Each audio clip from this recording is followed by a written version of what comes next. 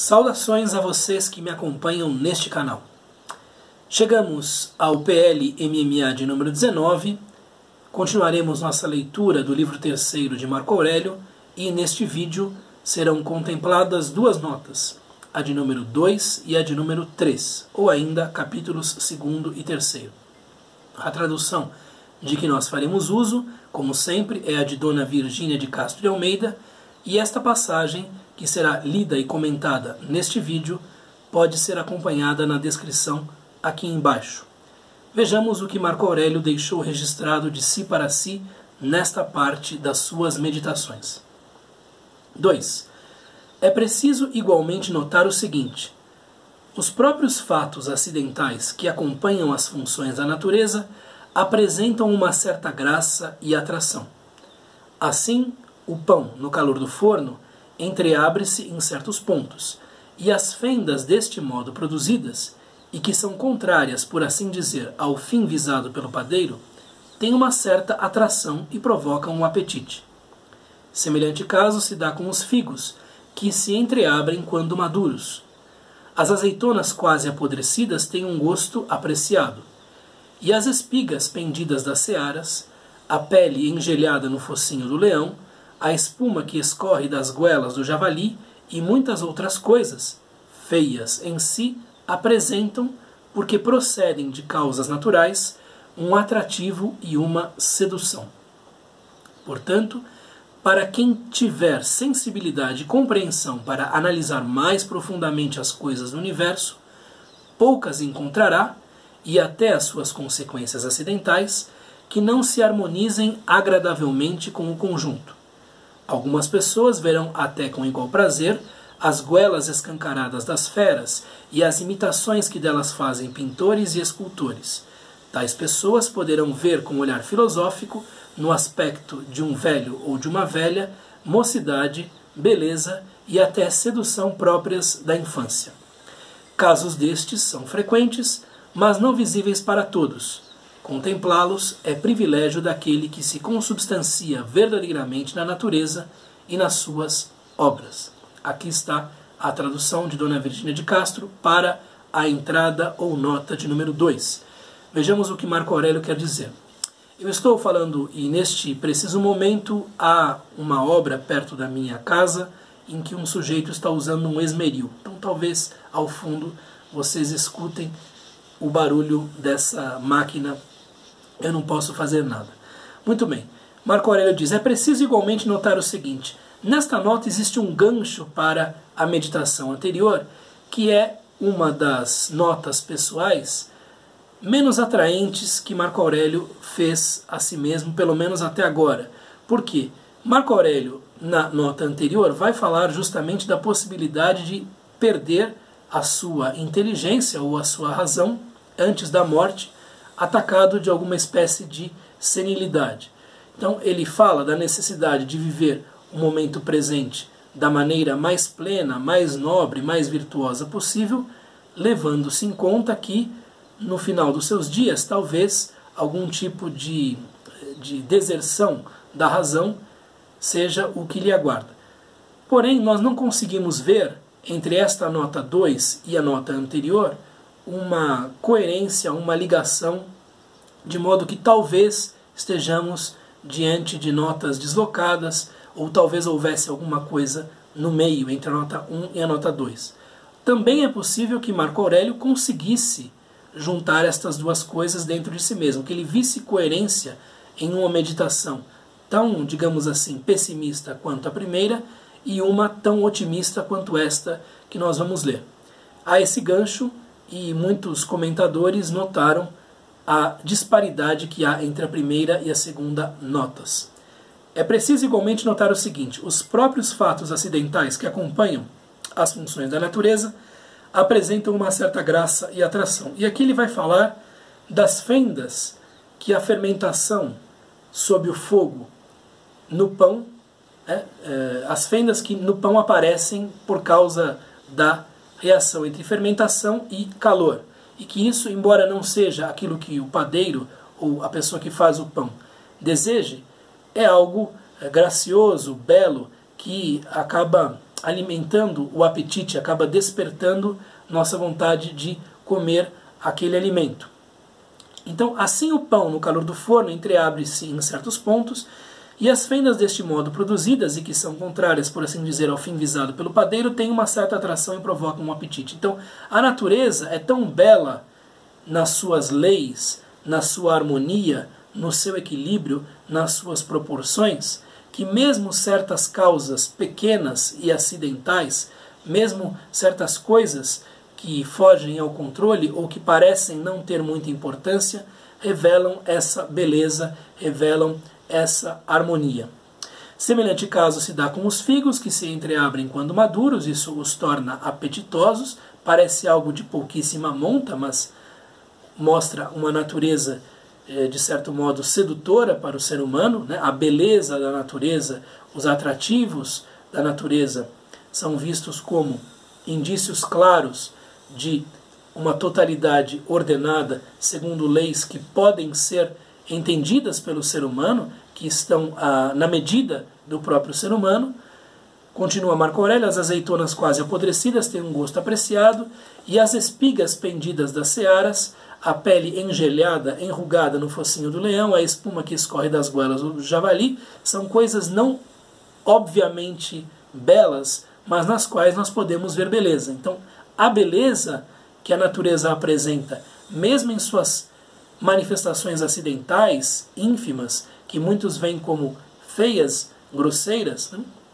É algo que justamente nos comunica imediatamente essa harmonia do todo, essas leis que precisam ter uma reverberação dentro do ser humano, pelo menos segundo a ideia que faziam os estoicos.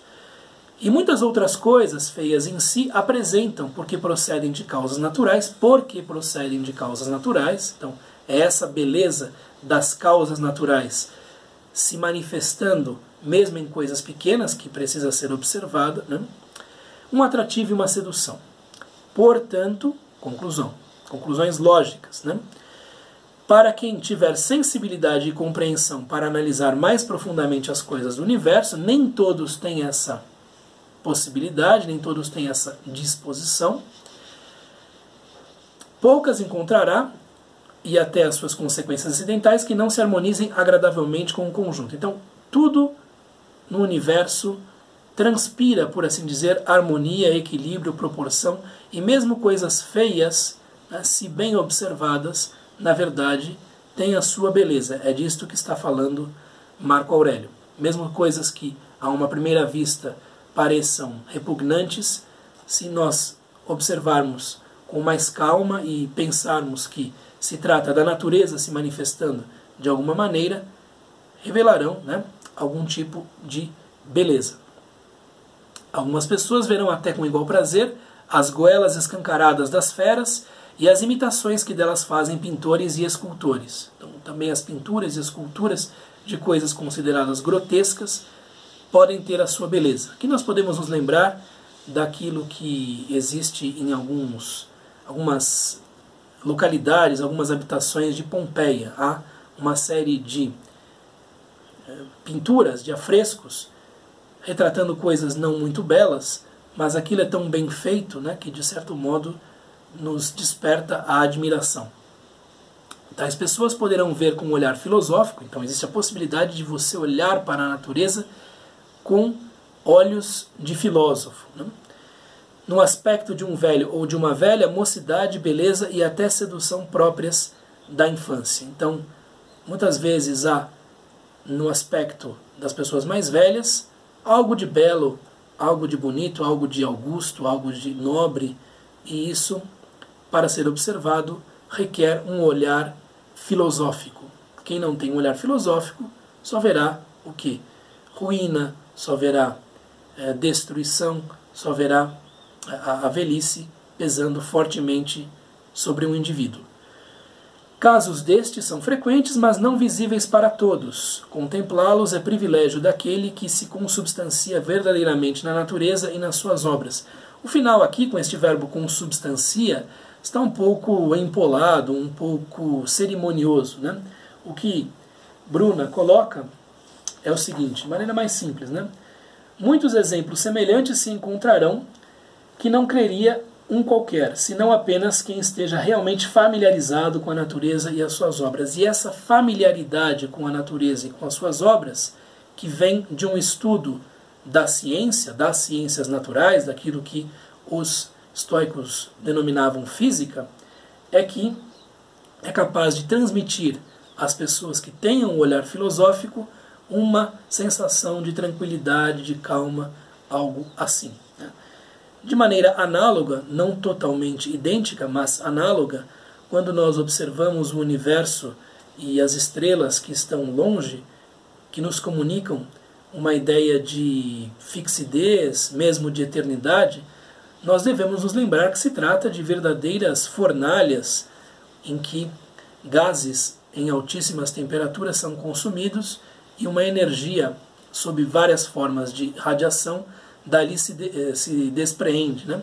Então precisamos nos lembrar que essas imensas máquinas de destruição que são as estrelas têm uma beleza que pode ser observada. Então a destruição e a beleza, para quem tem um olhar filosófico, um olhar científico também, eu diria, são coisas que acabam não se distanciando, acabam se ligando, porque como existe transformação na natureza, a destruição de uma coisa é o nascimento de outra. Então esses ciclos têm uma beleza, é necessário que nós observemos essa beleza, que nós estejamos prontos a apreciá-la, e a partir daí nós poderemos compreender melhor nossa posição no universo. Vejamos aqui a nota de número 3 também. Hipócrates curou muitos doentes, porém ele próprio adoeceu e morreu. Os caldeus predisseram a morte de muitos homens, depois também foram arrebatados. Alexandre, Pompeu, César tantas vezes arrasaram cidades inteiras, massacraram em batalhas milhares de soldados, e afinal foram igualmente privados de vida. Heráclito, que tanto dissertou sobre o aniquilamento do mundo, morreu hidrópico e coberto de estrume. Os vermes mataram Demócrito. Outros vermes causaram a morte de Sócrates. Que significa isto? Embarcaste, fizeste a travessia, chegaste. Agora desembarca. Se for noutra vida, os deuses que estão em toda a parte também aí se encontrarão. Se for no aniquilamento de todas as sensações, deixarás de suportar dores ou prazeres e ficarás liberto da ganga corpórea que te envolve, e é tanto mais vil quanto é superior o que lhe está sujeito. De um lado, espírito e consciência, do outro, terra e lama. Muito bem. Mais uma meditação que diz respeito à morte. Aqui, Marco Aurélio começa com uma enumeração de figuras importantes, dizendo que elas também se foram, que elas também morreram, por mais famosas que tenham sido, por maiores que tenham sido as suas façanhas, as suas realizações em vida. Então Hipócrates curou muitos doentes. Hipócrates é o pai da medicina, como todos sabem, né? Nasceu em Cos, cerca de 460 a.C. Porém, ao curar as doenças, acabou contraindo uma delas, adoeceu e morreu. Poderia ter morrido por qualquer outra causa. Né? Algo que é muito forte entre os estoicos é essa ideia de que as mortes se equivalem. Né? Tanto faz o modo como se dá uma morte, porque fundamentalmente o resultado é o mesmo. Né? Os caldeus, e caldeus aqui está por todo e qualquer astrólogo, né? Os caldeus predisseram a morte de muitos homens, observando os astros e fazendo as suas profecias. Depois também foram arrebatados. Aqueles que fazem profecias também morrem, e dificilmente os que fazem profecias, supondo-se que isso exista, né, são capazes de saber a data da própria morte. Depois nós temos três grandes figuras do mundo militar: Alexandre Magno, Pompeu e César. Tantas vezes arrasaram cidades inteiras, massacraram em batalhas milhares de soldados. Então vejam aqui, que curioso. Ele não nega que nesse exercício de conquista, Alexandre, Pompeu e César, na verdade, praticaram carnificinas, perpetraram massacres, mataram muita gente, inclusive gente inocente. Ele conhecia a guerra de perto. Diferentemente desses grandes conquistadores, ele praticava uma guerra de defesa, a defesa do império. Então, ele sabia que havia uma diferença entre você se defender e você atacar povos que estão ali a seu lado. Porém, ele detestava a guerra, pelo que dizem muitos cronistas e historiadores. Ele detestava ter de fazer aquilo, mas, sendo o imperador de Roma, estava lá ao lado dos seus generais, dos seus soldados, indo, né, fazer a guerra contra, sobretudo, os germânicos. Afinal, foram igualmente privados de vida. Então também eles morreram. Né? Também Alexandre, Pompeu e César morreram. Heráclito, que tanto dissertou sobre o aniquilamento do mundo, morreu hidrópico e coberto de estrume.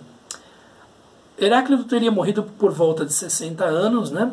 E de acordo com Diógenes Laércio,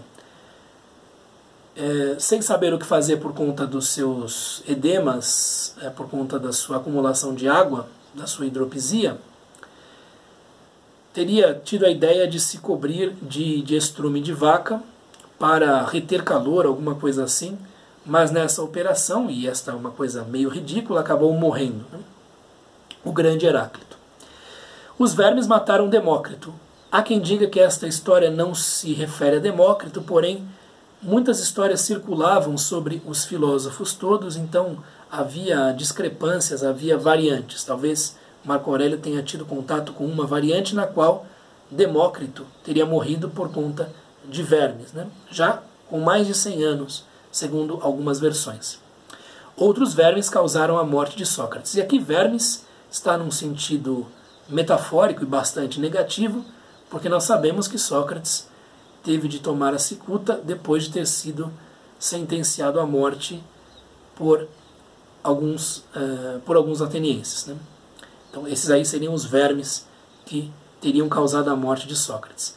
É interessante aqui que Marco Aurélio enuncia 3 figuras do mundo militar, 3 grandes conquistadores, e depois 3 grandes filósofos, né? E diz, todos eles morreram, os grandes conquistadores e os grandes filósofos. Trazer os conquistadores e os filósofos, as grandes figuras de Estado e os grandes pensadores, é uma espécie de leitmotiv nas meditações de Marco Aurélio. Em geral, ele é ligeiramente mais favorável aos filósofos. Mas vejam, tudo isso tem relação com a própria condição de Marco Aurélio. Sendo um imperador filósofo, ele se espelhava tanto nos grandes homens de poder quanto nos grandes homens de saber. E reconhecendo a supremacia destes últimos, os homens de saber, daqueles que buscavam a sofia, a sabedoria, ele não deixava de notar que todos tinham morrido, que todos tinham ido embora, apesar das grandes realizações. O que significa tudo isto? Lembrar-se de todas estas coisas. Porque eu, Marco Aurélio, diz ele para si próprio, estou me lembrando disso. Do que é que eu preciso me lembrar? O que eu não posso esquecer? Aqui ele vai usar uma metáfora para se referir à vida. Embarcaste, fizeste a travessia, chegaste. Agora desembarque. Então a vida como uma viagem de navio e ao momento do desembarque. É interessante esta metáfora porque ela é o contrário, né, de algo que Epicteto, no seu manual, no seu Enchiridion, diz. Talvez Marco Aurélio tivesse isso em mente quando escreveu, né? Então, o que Epicteto diz no seu manual, capítulo 7, é o seguinte: em uma viagem marítima, se saíres para fazer provisão de água quando o navio estiver ancorado, poderás também pegar uma conchinha e um peixinho pelo caminho. Tradução de Aldo Dinucci e Alfredo Julian. Mas é preciso que mantenhas o pensamento fixo sobre o navio, voltando-te continuamente. Que jamais o piloto te chame, e se te chamar, abandona tudo para que não sejas lançado ao navio amarrado como as ovelhas. Assim também é na vida. Não será um obstáculo se ela te der, ao invés de uma conchinha e um peixinho, uma mulher e um filho. Mas se o capitão te chamar, corre para o navio, abandonando tudo sem te voltares para trás. Então aqui em Epicteto, a morte é que é o navio que chama, né? E em Marco Aurélio, Diferentemente, a vida é uma viagem de navio que tem um termo, um momento de desembarque. A metáfora de Epicteto é, por assim dizer, mais rebuscada, né? A de Marco Aurélio é algo um pouco mais conspícuo, transparente. Agora, por que ele faz isso? A exemplo do que nós já tínhamos visto, se não me engano, na entrada de número 11 do capítulo 2, ele vai novamente pensar nas duas possibilidades, para assim dizer, depois da morte. Porque ou a morte é a passagem para um outro tipo de vida, ou a morte é o fim de tudo.